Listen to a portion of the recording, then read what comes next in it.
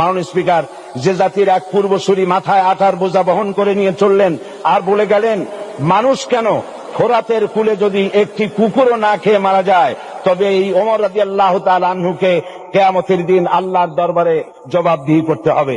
আর আজ সেই জাতির দায়িত্বশীলরা জনগণকে অভুক্ত রেখে তাদের মুখের গ্রাসে ভাগ বসায়। জনগণ তাদের নিকট উপস্থিত হলে মনে হয় যেন গোলাম প্রভুর দরবারে উপস্থিত হয়েছে, আর অহেতুক উৎকোচ দাবি করে তাদের উপর জুলুম করছে। আর আল্লাহ পাক জালিমকে কখনোই পছন্দ করেন না।